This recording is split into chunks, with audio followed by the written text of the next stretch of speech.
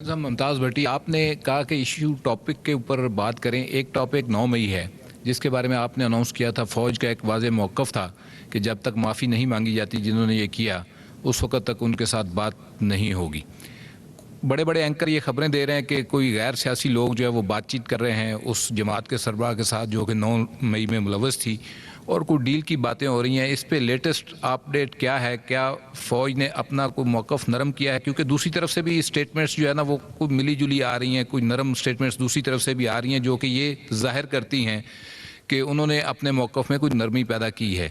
तो इस पर ज़रा वाज़ह कर दें कि इस वक्त फ़ौज क्या स्टांस है इसके ऊपर।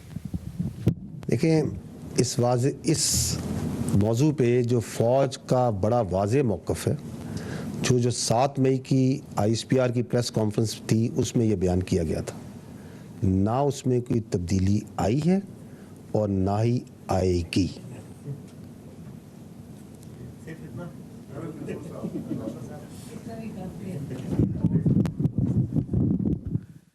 Ahmad Mansoor, special correspondent 24 news. General साहब, फ़ौज के अंदर जो एहतसाब का निज़ाम है उसी से मुतल्लिक़ मेरा सवाल है। कुछ दिनों पहले इसी हवाले से एक ख़बर जारी हुई, ISPR से आई। हमें पता चला कि फ़ौज के एक साबिक़ अफसर का कोर्ट मार्शल हुआ है। जो फ़ौजी अहलकार हैं उन्हें बगावत पर उकसाने के हवाले से उसे जो सज़ा दी गई है 14 साल बामुशक्कत कैद की, और साथ उसका रैंक भी ज़ब्त हुआ है। तो ये बहुत सख्त एक लेवल है सज़ा का, कोर्ट मार्शल होना।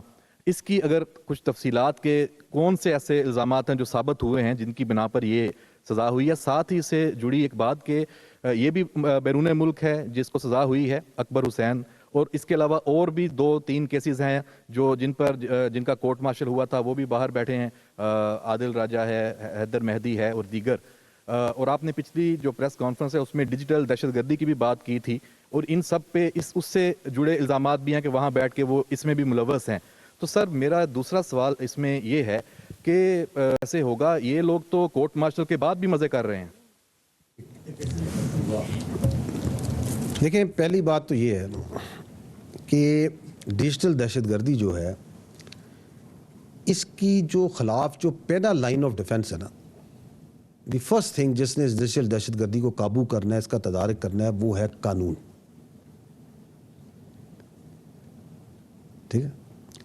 अनफॉर्चुनेटली आपके सामने है कि जो झूठ है, प्रोपेगेंडा है, मीडिया में भी किसी हद तक, लेकिन बहुत हद तक सोशल मीडिया में ये बहुत ज़्यादा किया जाता है। फेक न्यूज़ डाली जाती हैं, गलत तस्वीरें डाली जाती हैं, डॉक्टर्ड इमेजेस डाले जाते हैं, आवाम के जहन में कन्फ्यूजन डाली जाती है, सबके सामने हो रहा है।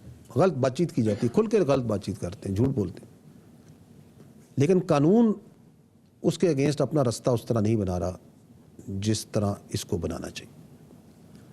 ताहम जो अफवाज पाकिस्तान है वो इस मामले को बहुत सीरियस लेती। इसलिए जो भी शख्स, चाहे वो मुल्क में हो चाहे वो मुल्क से बाहर हो, किसी रुतबे पे हो, किसी ओहदे पे हो, कोई उसका मकाम हो, अगर वो अफवाज पाकिस्तान के खिलाफ प्रोपेगेंडा करता है, अवाम और अफवाज के दरमियान खलीज पैदा करता है, फेक न्यूज़ में इन्वॉल्व होता है, तो फौज उसके खिलाफ ज़रूरी कानूनी कार्रवाई करेगी। और उसकी मिसाल आपने देखी है। और जो आप बात कर रहे हैं उसका पूरा एक मुकम्मल ड्यू प्रोसेस है, वो एक तरीका है, और उस प्रोसेस के मुताबिक वो पूरा अमल मुकम्मल किया जाता है। और ये जो डिजिटल दहशतगर्द बाहर बैठ के बातचीत करते हैं, मैं इनको बदकिस्मत ही कहूँगा, क्योंकि ये वो बदकिस्मत बेज़मीर लोग हैं जो चंद पैसों की खातिर अपनी रियासत, अपने इदारों और अपने अवाम के खिलाफ प्रोपेगेंडा करते हैं।